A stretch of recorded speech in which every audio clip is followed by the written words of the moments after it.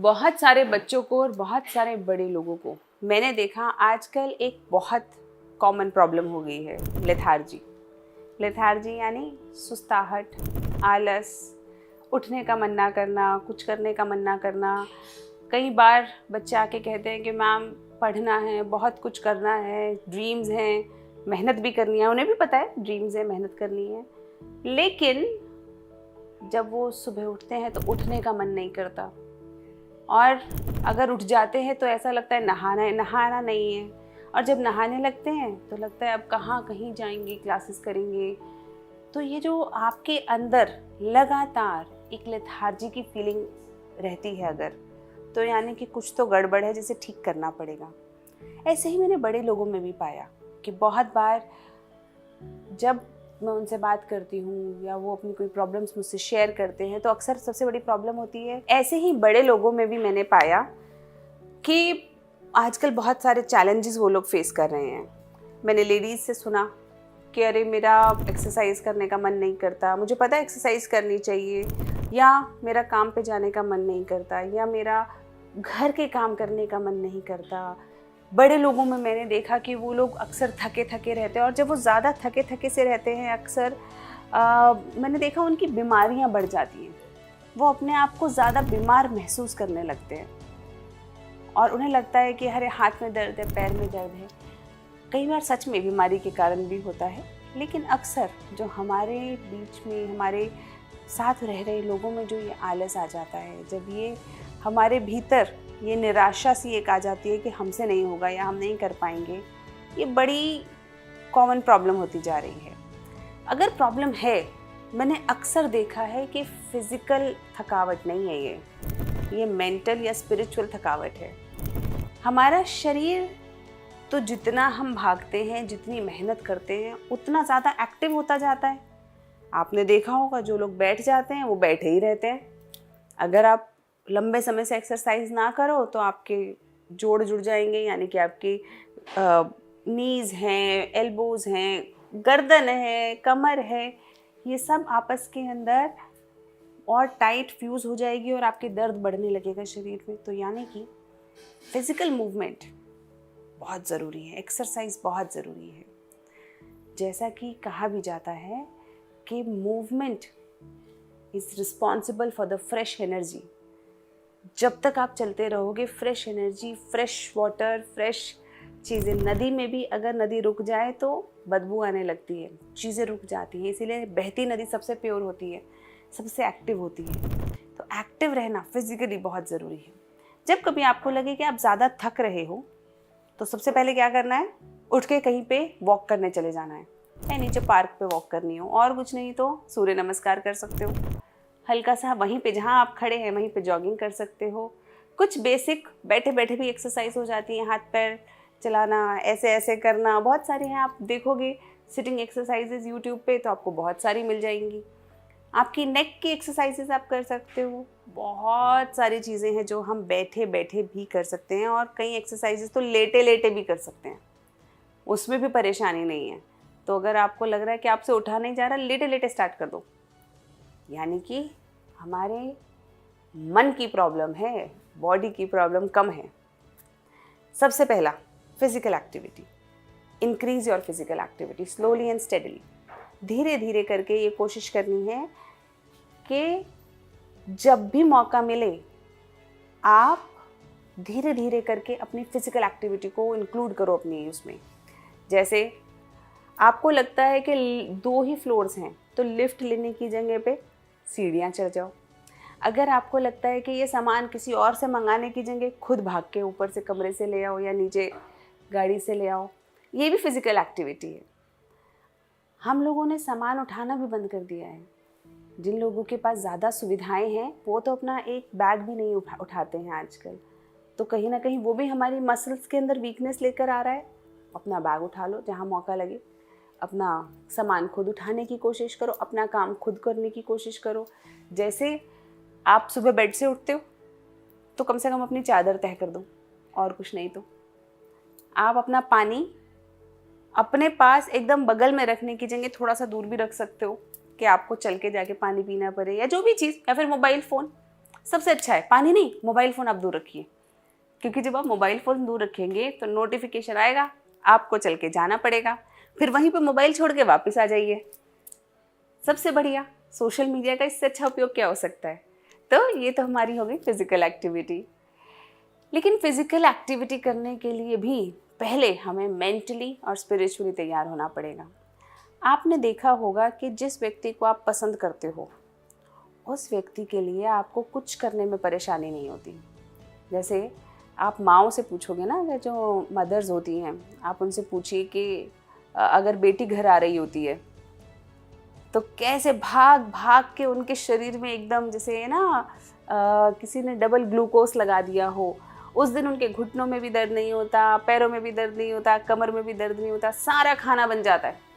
खाना बनाने के बाद भी एनर्जी होती है कि क्या क्या क्या ना कर लिया जाए। ऐसा क्यों? सपोजिटली आप जिसे पसंद करते हो, आप जिसे प्यार करते हो, वो व्यक्ति आ रहा है, कहाँ आपको दर्द होता है? आप बहुत एक्टिव हो जाते हो अचानक से। और वहीं पर सपोजिटली कोई वो व्यक्ति आ रहा हो जो आपको पसंद नहीं है, अचानक से आपको लगेगा कि मेरे से तो उठा ही नहीं जा रहा, शरीर एकदम दुखने लगेगा, सर दुखने लगेगा और पता नहीं क्या क्या हो जाएगा। तो यानी कि it's a very practical understanding. हमारा मेंटल स्ट्रेस ज़्यादा है, मेंटल लेथार्जी ज़्यादा है, और अगर हमने उसे ठीक कर लिया तो फिज़िकली भी हम ज़्यादा एक्टिव हो जाएंगे। तो लेकिन ये मेंटल लेथार्जी आती क्यों है? ऑफ कोर्स बहुत सारे डिस्ट्रैक्शंस हैं, सोशल मीडिया, फ़ोन, बहुत स्ट्रेसफुल लाइफ हम लोग जी रहे हैं। पहले के ज़माने में क्या स्ट्रेस हुआ करता था? कोई स्ट्रेस नहीं हुआ करता था, बहुत कम था उसके मुकाबले, क्योंकि वही खाना, सब वही खाना खा रहे हैं, वही कपड़े पहन रहे हैं, कोई बहुत ज़्यादा वैरायटी नहीं थी। उसी तरीके की फैमिलीज़ में रह रहे थे हम लोग, सब लोग, और उसी तरीके के कॉमन कुछ प्रोफेशंस हुआ करते थे, वही प्रोफेशन हुआ करते थे। जो लोग खेती कर रहे हैं वो खेती कर रहे हैं, जो लोग जॉब कर रहे हैं वो जॉब कर रहे हैं। क्लर्क बन जाना तो बहुत बड़ी बात हुआ करती थी उस वक्त पे। मुझे याद है कि पुराने समय में ऐसे ही बताया करते थे कि किसी ने मैट्रिक पास कर ली तो ऐसा कहते थे, अरे वो तो मैट्रिक पास है। मेरी एक बड़ी दादी जी हैं, वो डबल MA थी, तो उनको तो बस भगवान से थोड़ा ही नीचे दर्जा दिया जा रहा था कि डबल MA। यानी कि उस वक्त पे पढ़ाई का भी, जॉब का भी, बिजनेस का भी, घर वालों का भी, घर के रिलेशनशिप्स भी बड़े सॉर्टेड से थे। क्यों? सबको अपने अपने रोल पता थे कि मुझे क्या करना है ना, और बड़ा कंफ्यूजन कम थी लाइफ में।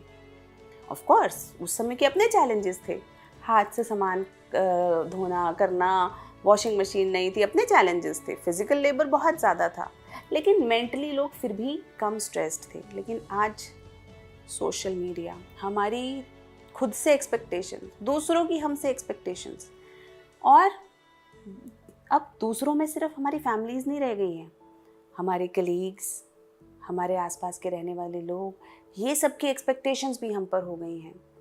फिर एक लाइफस्टाइल, जिसे कहते हैं ना कि अरे इनका लाइफस्टाइल बड़ा अच्छा है, इनका लाइफस्टाइल बड़ा लग्जूरियस है, वो सारी चीज़ें। पहले एक घड़ी मुझे याद है कि बचपन में 10th क्लास के में जब अच्छे नंबर आने पे मुझे घड़ी खरीदी थी मैंने। कुछ पैसे मैंने अपने ट्यूशन से कमाए थे, कुछ मम्मी ने दिए थे, तो टाइटन की एक बड़ी छोटी सी प्यारी सी घड़ी आया करती थी। जब मैंने वो घड़ी खरीदी थी, मुझे ऐसा लगता था कि जैसे दुनिया खरीद ली, और उस घड़ी को कितना सहेज के रखा है कि आज भी वो घड़ी मेरे पास है और मैं उसे कभी कभी पहनती हूँ। एक घड़ी। लेकिन अब मैं देखती हूँ कि आज चाहे 4 घड़ी भी मिल जाएं, लेकिन वो ना खुशी रहती है, ना कई बार वो आपके अंदर वो फीलिंग आती है कि इसे संभाल के रखना है, क्योंकि बहुत सारे एक्सपेक्टेशंस खुद से हैं कि आज आपको वो स्मार्ट वॉच मिल गई तो स्मार्ट वॉच के अंदर भी ये फ़ीचर नहीं है, अच्छा इसमें मुझे कॉलिंग का फ़ीचर भी चाहिए। 100 चीज़ें आपके मन में आने लगती हैं। आप किसी व्यक्ति से मिलते हो तो आपको उस व्यक्ति के अंदर 100 चीज़ें चाहिए। आप चीज़ खरीदते हो, आप जो भी खरीद लो, मोस्टली लोग अनसेटिस्फाइड मिलेंगे आपको। आप फ़ोन खरीद के देख लो, आप कितना महंगा, कितने एडवांस्ड फीचर का खरीद लो, अगले 6 महीने में आपका डिससेटिस्फाइड होना तय है, क्योंकि उससे बेहतर फीचर आ ही जाएगा। आप कपड़े खरीद लो, महंगे कपड़े भी अगर आपने कभी खरीद लिए ना, तब भी आपको रियलाइज़ होगा कि किसी दूसरे ने आपसे महंगे कपड़े पहन रखे हैं, आपसे भी बड़ा कोई और ब्रांड पहन रखा है। तो satisfaction, mental peace is missing. और जहाँ ये मेंटल पीस मिसिंग हुआ, जहाँ हमारे, क्योंकि अब जब मेंटल पीस हमें खुद को ही, हम खुद ही अपने आप से सेटिस्फाइड नहीं हैं, तो मोस्ट प्रॉबेबली हम अपने आसपास वालों से भी सेटिस्फाइड नहीं हैं, अपने परिवार से भी सेटिस्फाइड नहीं हैं, चाहे वो आपका स्पाउस हो गया, चाहे आपके मदर फादर, इन लॉज, बेटा बेटी, फ्रेंड्स, सबसे हमें बहुत एक्सपेक्टेशंस और उन्हें भी हमसे बहुत एक्सपेक्टेशंस हैं। तो यानी कि सब अनसेटिस्फाइड सी लाइफ जी रहे हैं। सबको लग रहा है कि पता नहीं दूसरा हमारे बारे में क्या सोच रहा है, हमसे क्या एक्सपेक्टेशंस लगाए बैठा है। सब एक दूसरे के बारे में ऐसे ही सोच रहे हैं और सब परेशान घूम रहे हैं। यानी कि ये जो मेंटल लेथार्जी की कॉमन प्रॉब्लम चालू हुई है, उसका root cause is this, the expectations we have put on ourselves and others. It's okay, it's your life. इतना ज़्यादा नहीं लोड लेना लाइफ में कि लाइफ ही बोझ बन जाए या लाइफ में ऐसा लगने लगे कि मुझसे कुछ नहीं होगा। It's okay. और सबसे अच्छा काम क्या करना है ना, जो करने का मन है वो तुरंत उठ के कर लो। अब ये लगेगा तुरंत उठ के जब मन ही नहीं कर रहा तो कैसे करें। मैंने अपनी लाइफ में ये रूल बनाया था और उससे मुझे बहुत फ़ायदा हुआ, मेरे स्टूडेंट्स जिनको मैंने ये बताया उनको बहुत फ़ायदा हुआ। सपोजिटली आप एक्सरसाइज करना चाहते हो